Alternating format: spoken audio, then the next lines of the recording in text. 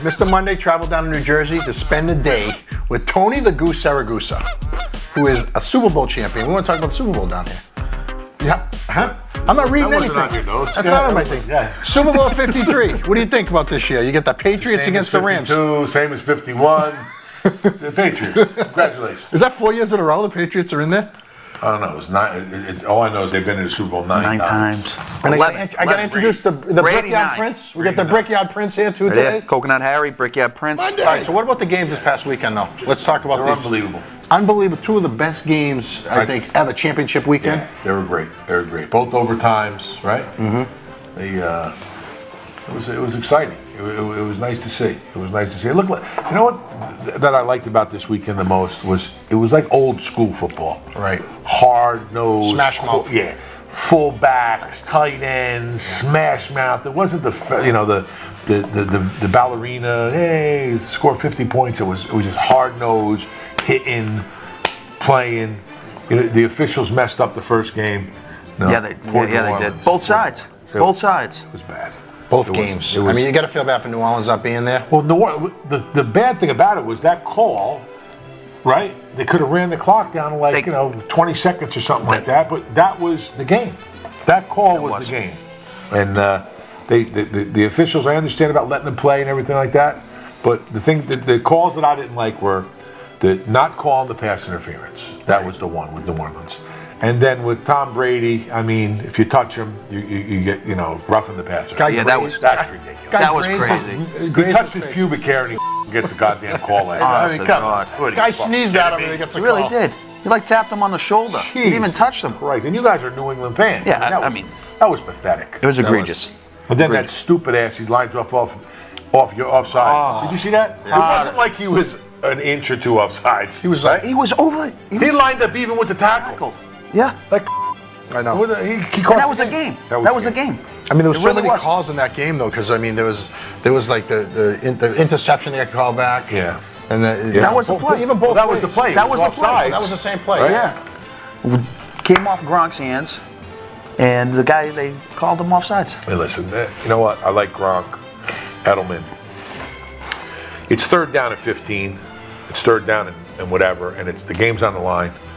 I mean, I wouldn't even cover anybody else. But those two. I mean, cover Gronk and Edelman. I mean, Brady's gonna find someone though. is it unbelievable? He's gonna find someone. The one thing that I thought that they didn't do early in the game is you got to hit Brady early in the game. Oh yeah. No one. They never hit him. No they mitts never on. touched him. They got the Chiefs. They have the most sacks in the league, and they didn't touch Brady once. You got to hit Brady in the first quarter. He got touched once and they get a 15-yard. That's it. That's why the Ravens, whenever New England plays the Ravens, that's why the Ravens have his number. Have their number. It's just because they go out and they play unorthodox and they hit them early in the game. Now, when you were doing the sidelines, did you get to know Gronk a little bit? I interviewed him a couple times. Yeah, Good dude. He's out there. He's that's when he was porno stars and like that, doing crazy. But you got to love the guy for that. You know what I'm saying? Absolutely. I mean, that's not what the NFL wants. The NFL wants these robots. Got to do this, got to do that. And the fun thing about it was, the little video you showed me after the game. You got Brady and Gronk. I mean, Brady might go out and get a little strange maybe or something. You get a little crazy there with Gronk, right? He's not straight. I thought him go like this.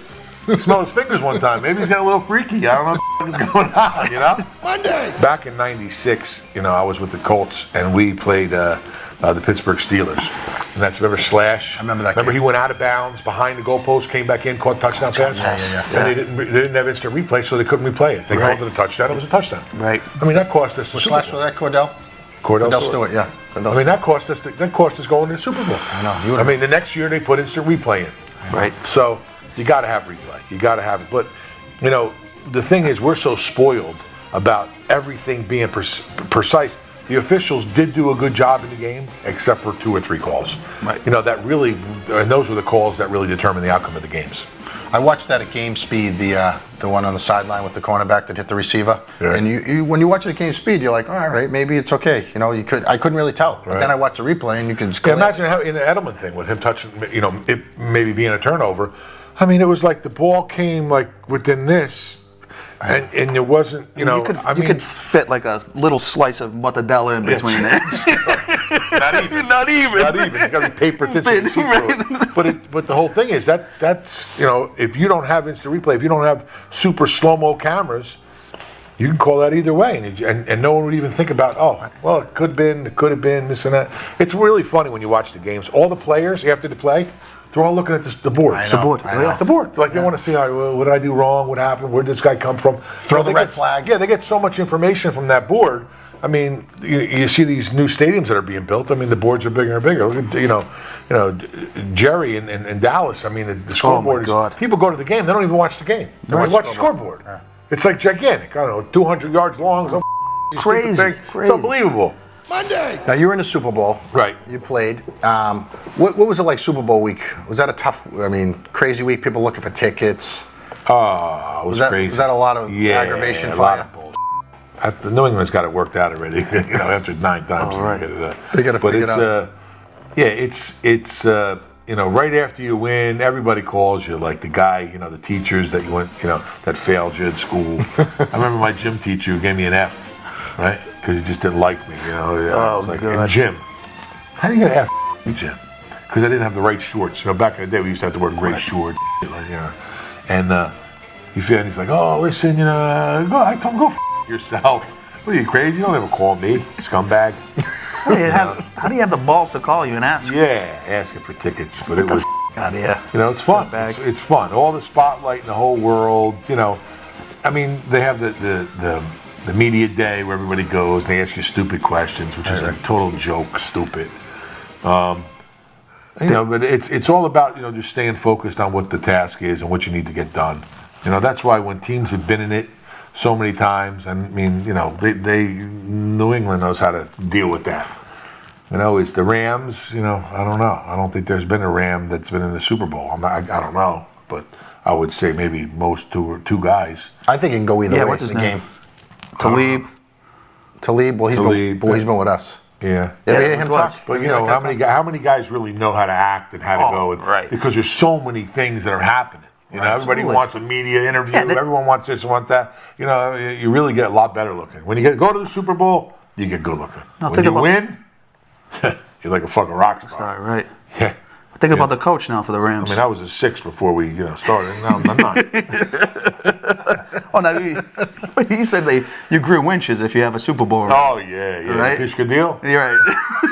Forget it. You go from this to this. So Brady's got like a 2-foot long one. Oh yeah. Listen, this thing's stretched out around Got a couple of guys behind us carrying that mother.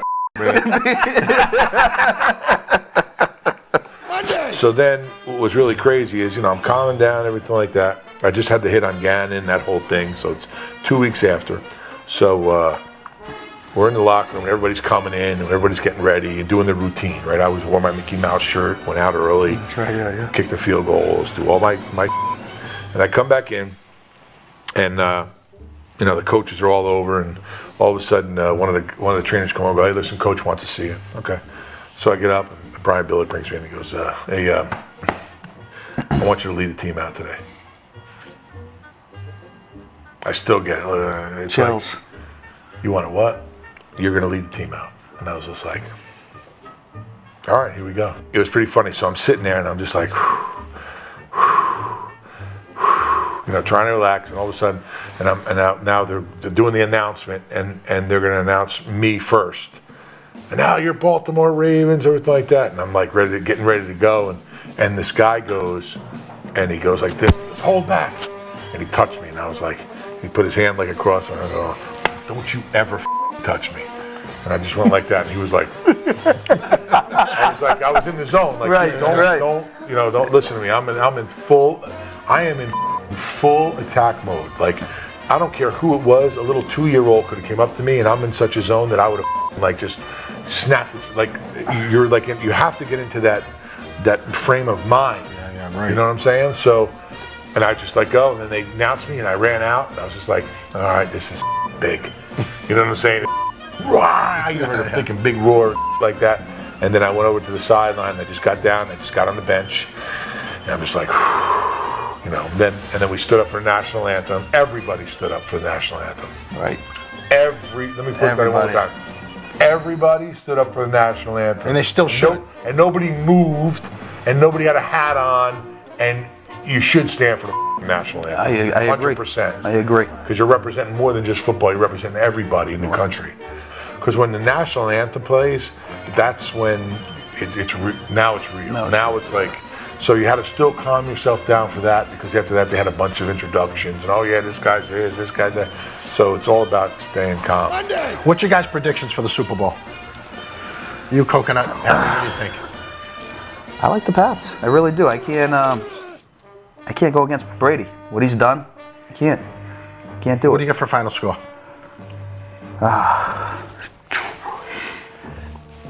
31-24. Pats. Pats. I'm going to take the Rams. Only reason, and listen, it's sort of crazy, but I like the underdog kind of a deal, is you got, a hell of a defensive line. Oof. Yes. I mean, you got Sue, you got, Aaron there. I mean, they're just... Donald. Donald is just, those two guys can, their defensive line can get to Brady. I think that if you look at it, there hasn't really been a dominating defensive line that the Pats have played. I know that, Giants. the Giants a little bit, but no. I mean, I just still think that the Rams are their defensive line is the best defensive line in the league.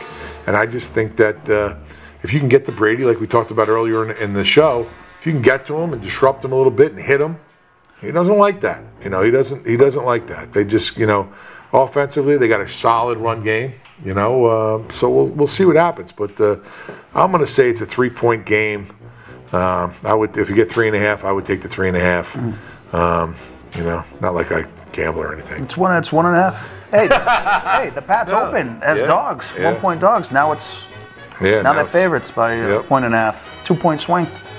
Yeah, it's big. It's big. I think that Early money on the Pats. Yeah, I think the Rams can come out and surprise some people. Well, we'll see. Yeah. I think it's going to be a good game either way. Mr. Monday's picking the Rams, and I'll tell you why. I've been picking against the Pats all year long, and look where they are. I'm going to keep it superstitious. Okay, yeah, that's superstitious thing. 32-30 Rams, but I hope the Patriots win. Right. I think if But I You're don't not know. putting any money on the game.